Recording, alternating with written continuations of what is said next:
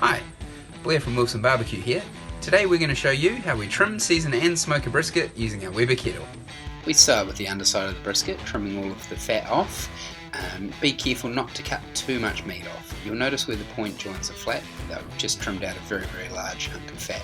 That seam runs all the way through the brisket. When you flip it over to the other side, do exactly the same thing. If you can feel any hard fat on the top, take that off. It's okay to leave the softer fat. Trim up any edges that are quite thin, as in the barbecue they will just burn.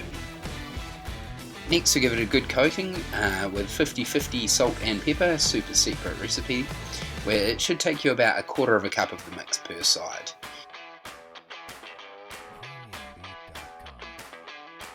Then with about 10 to 12 briquettes lit, tip those at the beginning of your snake, as having that many will help bring the barbecue up to temperature.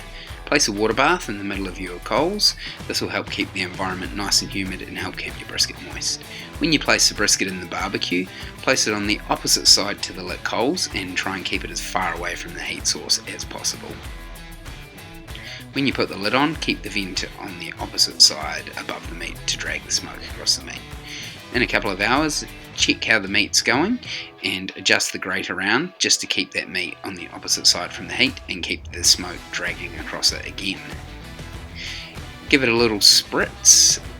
We use apple juice or a mix of apple cider vinegar and water. We find that the sugar in the apple juice helps with the caramelization and browning of the meat, giving it that really nice deep colour that you're looking for.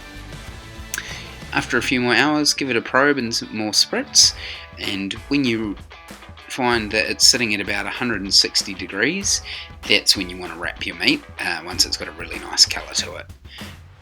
Then pop it back in the barbecue. You won't need to spritz it from this point onwards. When it's been sitting in there for another couple of hours, go back and check it and see what temperature it's at. When the meat gets somewhere between about 200 and 210, you'll find that it becomes incredibly tender and soft. When it probes like butter, and when the probe slides straight through the meat with very little resistance, that's when it's done. From that point, pull the meat out, wrap it in a towel and sit it inside a chili bin. Then let it rest for a couple of hours and come down to about 160 degrees, and then you can slice it up and serve.